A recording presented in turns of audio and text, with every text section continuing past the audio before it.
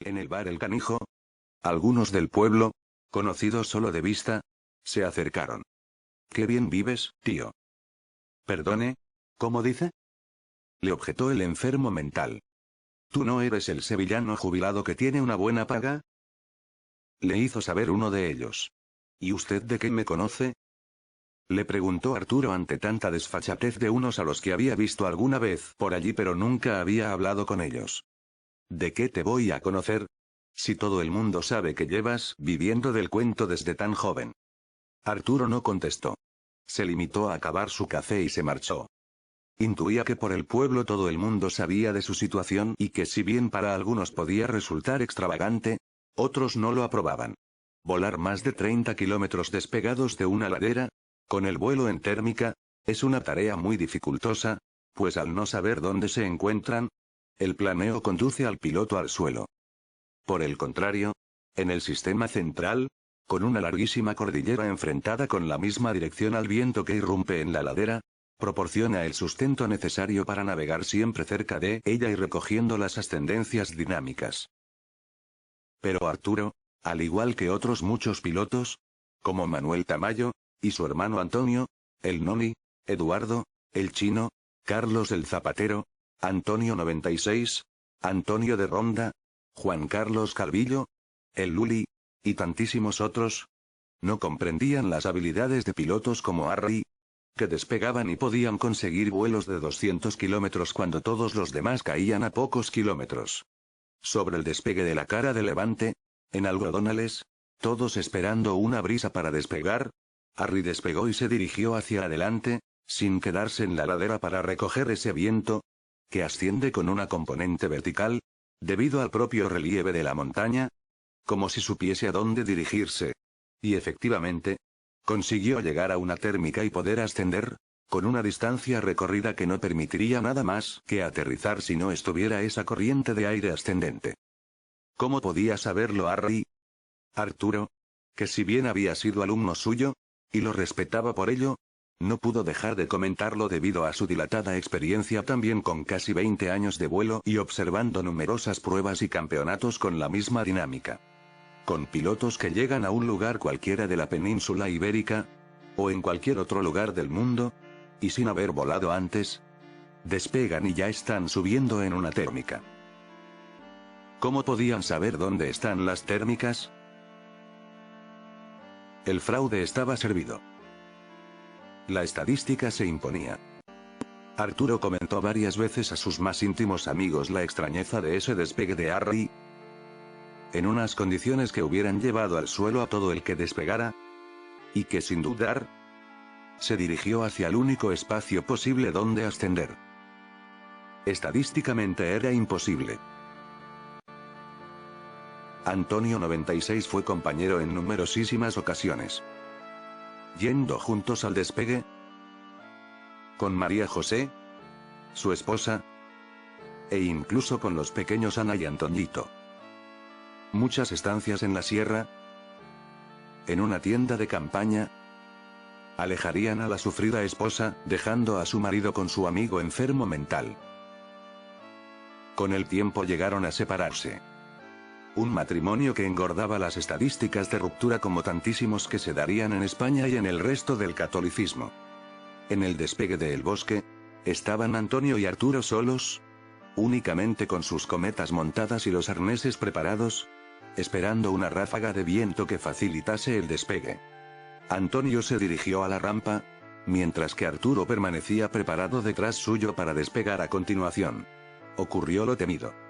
Una pequeña vacilación en la carrera, sin la determinación necesaria, cogiendo la barra de velocidad antes de tiempo, hacía que saliese el ala totalmente entregada, en el margen de la pérdida de velocidad, sin gobierno. O como se suele decir en el argot aeronáutico, volando como una pava.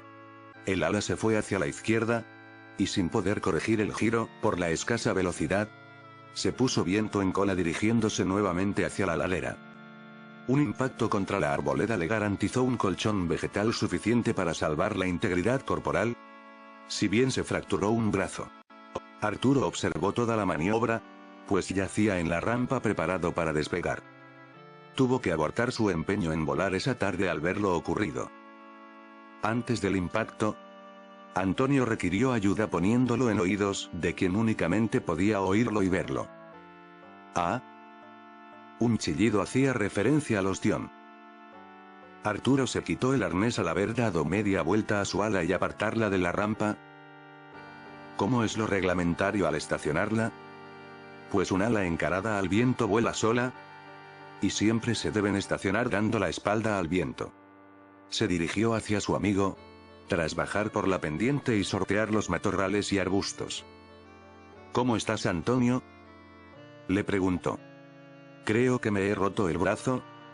No me puedo mover, le hizo saber su amigo. No te preocupes, te voy a descolgar de la quilla. Procura asentar los pies e incorporarte un poco, le hizo saber su amigo, el joven enfermo mental. Tras muchas laboriosas y complicadas maniobras, Antonio 96 consiguió desprenderse del arnés, y de pie incorporado ya en la zona de la rampa, junto al vehículo, observaba cómo Arturo terminaba de recoger su ala, volver a plegarla, guardar también su arnés, hacer lo propio con el equipo suyo, y todo ello, incorporarlo al vehículo. Que en el maletero se depositan las grandes mochilas con los arneses e instrumentos de medida, así como el casco, y en la vaca del coche, encima en el techo, se deben poner unas alas que pesan más de 30 kilos cada una, y con una longitud de 6 metros. Todas estas maniobras normalmente se realizan entre dos personas, de ahí que la amistad y la camaradería se imponen entre los pilotos de ala delta. En el coche había que ir sin brusquedades, pues Antonio se quejaba del brazo, que probablemente tuviera un hueso astillado además de fracturado. En Sevilla, en el hospital de la calle San Jacinto, en el barrio de Triana, el enfermo mental dejó a su amigo, para que lo operasen, ese domingo por la noche, tras haber disfrutado del fin de semana. El médico no lo haría hasta el miércoles, por motivos de agenda, según le informó Antonio a su compañero de vuelo que lo visitó al día siguiente.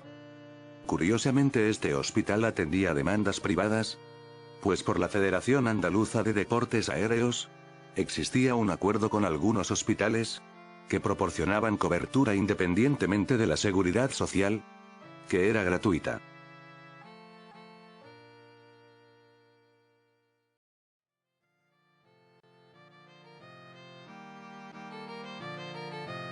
Ya recuperado, se fueron a practicar a un cerrito cercano a la Puebla de los Infantes, de donde era oriundo Antonio 96, para ir haciéndose nuevamente al ala en el despegue y corregir ese vicio tan extendido por muchos pilotos de ala delta, de tirarse a la barra de control sin que todavía se haya llegado a una velocidad que garantice haber pasado la de pérdida con holgura. De esta manera, Arturo le instruía sobre el despegue, que debía ser con determinación, sin vacilación, y a la voz de: «Corre, corre, tú no pares de correr». Le hacía saber que los montantes debían estar agarrados en todo momento y corrigiendo si fuese necesario de un lado a otro para mantener la horizontalidad del ala, y ligeramente el morro levantado para ayudar a despegar, pero no debía pasarse a la barra de control hasta que los pies ya no pisaran el suelo y el ala hubiese despegado. En definitiva, no era más que acercarse psicológicamente al vuelo, después de haber sufrido un percance, sin hacerlo desde un cerro alto, para engañar el instinto de bípedo mamífero que se resiste a deslizarse como un ave. Tras la confianza que le brindaba su compañero, que despegaba con bastante seguridad y determinación generalmente, se fueron nuevamente a la montaña, para continuar con el vuelo en térmica, o el de ladera en su defecto, que es más visible debido a la aplicación de la razón, que no es más que viento que al llegar choca contra la ladera y se ve obligado a subir, y allí arriba, nosotros lo aprovecharemos para flotar, incluso ascender hasta donde se pueda.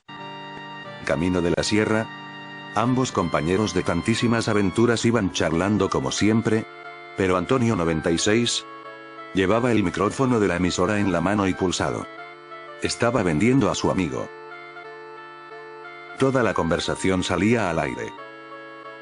Y los pilotos que solían estar en la frecuencia 43100 de la banda de 2 metros, se enteraban de todos los chismorreos. ¿Quién te dijo que solo podías pedir la licencia a través de Crisanto? Le preguntaba a Antonio 96. Ya te lo he comentado, no te enteras.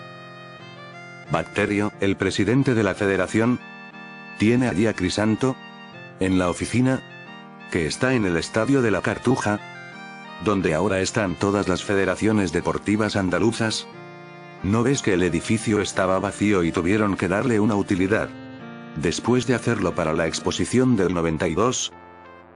Y únicamente si las subvenciones se tramitan a través de Crisanto, te la conceden, aunque él se lleva un porcentaje por haberla tramitado. Iba exponiendo Arturo mientras iban en el auto de Antonio, que permanecía muy atento y con el micro de la emisora activo. ¿Y eso es legal? ¿Que un tío que está con un sueldo en la oficina se lleve un dinero por los trámites de los clubs? Le preguntaba a Antonio, que ahora sí había soltado el botón del micrófono. Aquí el problema es que si vas tú mismo a la federación probablemente te digan que no hay dinero o que la cantidad sea menor que si va Crisanto. ¿Comprendes? Le indicaba su compañero, que aflojaba el pedal del acelerador ante la presencia de un coche la Guardia Civil. ¿Pero debería ser trabajo de Crisanto, no? Le preguntaba nuevamente Antonio mientras volvía a accionar el botón del micrófono. No sé, tío, eso lo habrán acordado Bacterio y él. ¿No sabes tú acaso que Bacterio se ha ido con el Cami a Cuba para promocionar el vuelo libre a gastos pagados en un hotel y vienen hablando de todas las mulatas que se han follado sin reparo? Estando casados. ¿Y a cuenta del dinero de la Junta de Andalucía? ¿Qué te esperas de esa gente? Antonio 96 se reía a carcajadas, habiendo conseguido que la corrupción estuviera ahora también en el aire, en abierto, o en la onda, como se suele decir en los medios de radiodifusión, y agregaba: vaya tíos más sinvergüenzas. Al llegar a El Bosque, estaban Harry, Bacterio, Horacio, Joaquín y otros pilotos esperando para una prueba de la Liga Andaluza. Bacterio se fue para Antonio 96 y tras saludarlo: anda que no eres nadie. Harry le dio un abrazo también a su amigo, pero ignorando al que fue su pupilo y que no tenía más oficio que volar en ala delta con el sueldo de una pensión por enfermedad mental. Curiosamente, estaban reunidos todos los que de alguna manera eran cómplices de una estafa en el mundo del deporte. Harry laureado como campeón de España varias veces. Joaquín como juez de ala delta que validaba las pruebas y certificaba los vuelos de los pilotos y ofrecía las clasificaciones. Y Bacterio como autoridad representando al gobierno andaluz, al ser el presidente de la Federación Andaluza de Deportes Aéreos. Deberíamos recordar que al comienzo de la democracia española, existía una única Federación Española de Deportes Aéreos, y que con una licencia, se podía volar en cualquier lugar de España con un seguro que cubría las coberturas exigidas para la práctica de este deporte. Más posteriormente, se hicieron las federaciones autonómicas, y los pilotos que querían volar o participar en pruebas fuera de sus respectivas comunidades autónomas, debían pagar un suplemento para dar de comer también a la Federación Española. En definitiva, que se habían duplicado las administraciones, y los administradores y se habían menguado los caudales de los deportistas. Parece ser que esto no ocurrió únicamente en el mundo del deporte, sino en todos los ámbitos de la sociedad. Joaquín era el que desde hacía tiempo se encargaba de organizar las pruebas de la Liga Andaluza de ala delta, así como recoger las trayectorias efectuadas por los pilotos participantes una vez descargadas al ordenador que con el programa específico leía los tracks y su paso por las distintas balizas o waypoints, como así denominaba para acomodarse a los eventos internacionales.